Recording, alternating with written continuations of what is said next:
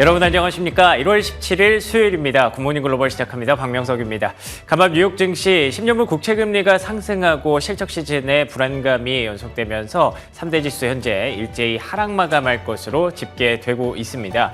연휴를 마치고 돌아온 뉴욕 증시였는데 10년물 국채 금리가 4%를 다시 한번 돌파했습니다. 여러분들 잘 아시는 것처럼 홍해에서 지정학적 리스크 계속되고 있고요. 그리고 물가가 다시 한번 좀 올라오지 않을까라는 우려의 시선들이 있는 가운데 크리스토퍼 월러 이사가 한마디를 더했습니다. 금리 인하 시기적으로는 적절하다고 보지만 지금은 조금 신중하게 진행해야 될 필요가 있다라는 멘트가 나오면서 10년물 국채 금리를 4% 위쪽으로 다시 한번 밀어 올렸습니다. 뿐만 아니라 4분기 실적 시즌이 본격적으로 시작이 됐죠. 그래서 골드만삭스, 모건 스탠리 이 두 기업이 실적을 발표했는데요. 골드만삭스는 그래도 트레이딩 실적이 괜찮았기 때문에 호조를 보였습니다만 올해에 대한 불확실성이 계속 이어질 것이다 라고 밝힌 점이 주가를 좀 뻗어나가지 못하게 강보합권에서 묶어놓는 영향을 발휘했고요. 모건 스탠리 같은 경우에는 실적 자체가 좀 좋지 않았습니다. 그러면서 주가가 급락하는 모습이 나왔기 때문에 시장의 부담으로 좀 작용을 했죠. 뿐만 아니라 애플의 부진이 좀 길어집니다. 애플이 아시는 것처럼 주말 사이에 또 중국에서 아이폰을 할인 판매한다는 소식이 전해졌죠. 그 여파가 이제 월요일에 휴장이었다 보니까 오늘장에서 바로 영향을 미치는 모습이었고요. 보잉 같은 경우에도 737 맥스9 사고가 있은 이후에 그 흐름이 계속 이어지는 모습입니다. 간밤에도 주가 급락세가 나오면서 지수에 전반적으로 좀 부담으로 작용했습니다. 그나마 다행인 것은 반도체주의 선전이었습니다. 바클레이즈에서 이런 얘기를 했네요. AMD가 올해는 주목할 만하다. AI에서 지금 독점을 하고 있는 엔비디아에 대한 의존도를 좀 분산시키기 위한 고객사들이 아마 AMD를 찾을 수밖에 없을 것이다라고 하면서 목표가를 $200까지 끌어올렸는데요. 이에 힘입어서 AMD뿐만 아니라 또 엔비디아도 같이 올랐고요. 마이크론 테크놀로지, 어플라이드 머티리얼즈, 반도체 섹터 일제히 동반 상승하는 모습이 시장을 좀 지지해 줬습니다. 전반적으로 좀 예측하기 어려운 시장이라고 봐야 될 것 같습니다. 연초에 나타났던 조정도 그리고 그만큼 낙폭을 빠르게 끌어올린 것도 예측하기는 쉽지 않았고요. 그런데다가 지정학적 불확실성 또 미국의 대선 레이스가 본격적으로 시작되다 보니까 굉장히 어려운 변곡점을 지나가고 있는 그런 느낌인데요. 이럴 때 AI와 반도체만 믿고 계속 고를 외쳐도 되는 걸지 한번 고민해 보도록 하겠습니다. 수요일 굿모닝 글로벌 지금부터 출발합니다.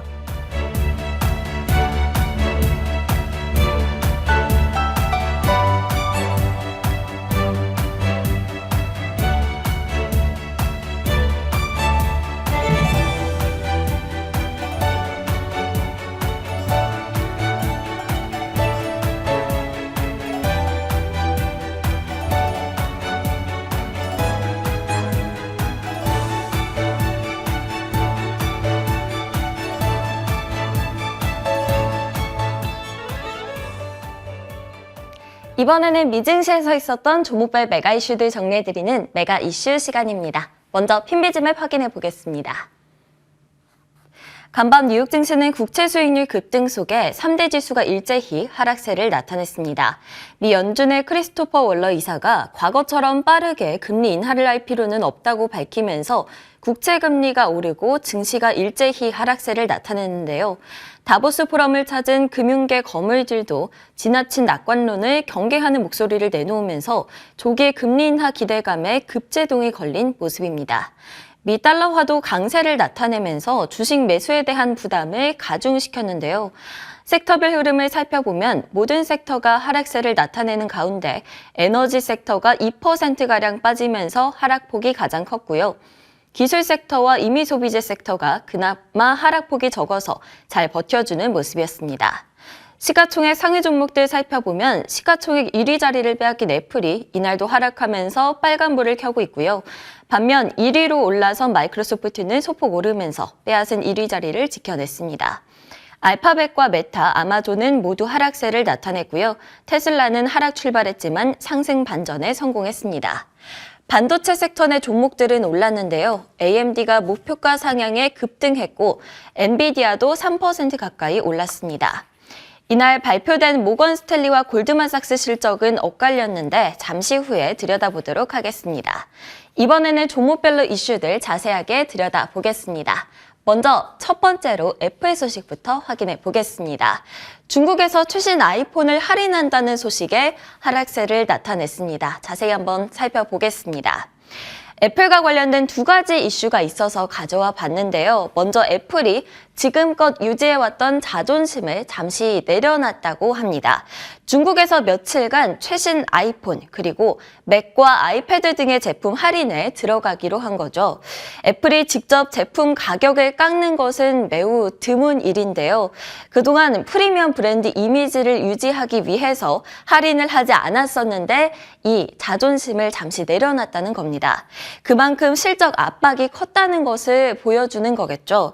최근 들어서 중국 내에서 화웨이가 무섭게 치고 올라오면서 판매량이 줄자 큰일 났다 싶었던 것 같습니다. 한편 에픽게임즈와의 반독점 소송도 마무리가 됐다고 하는데요.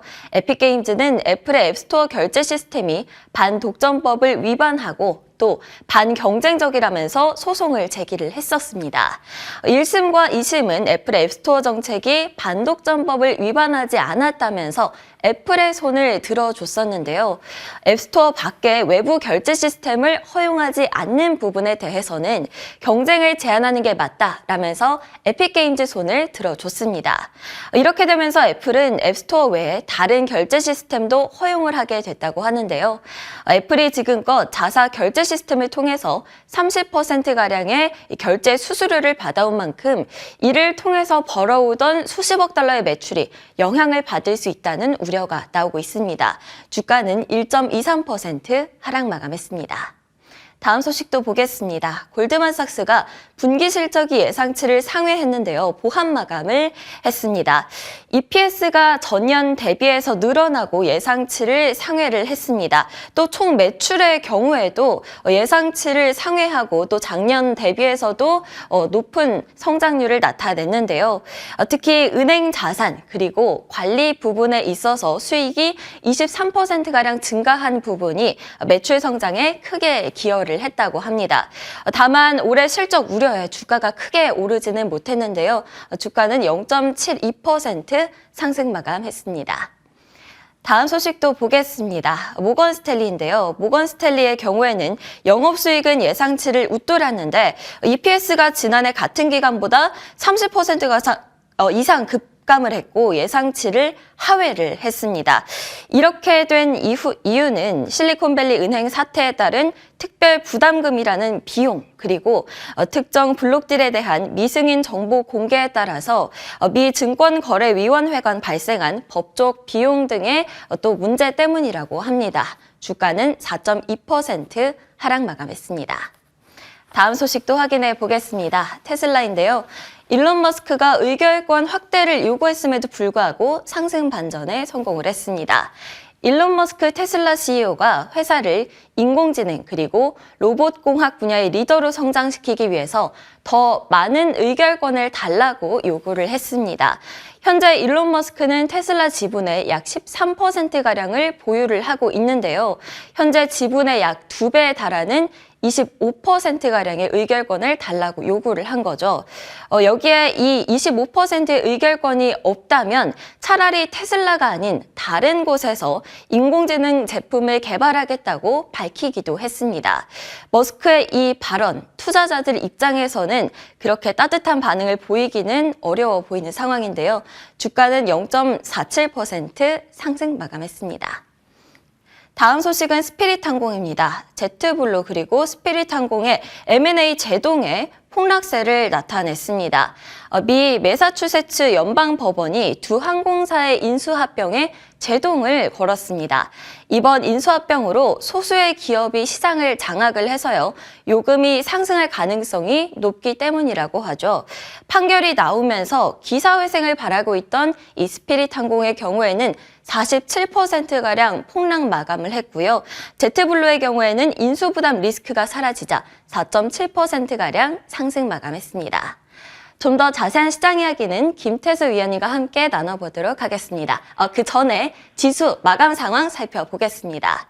다우지수는 0.62% 하락 마감했고요. S&P 500 지수는 0.37%, 나스닥 지수는 0.19% 하락하면서 3대 지수 모두 하락세 나타냈습니다.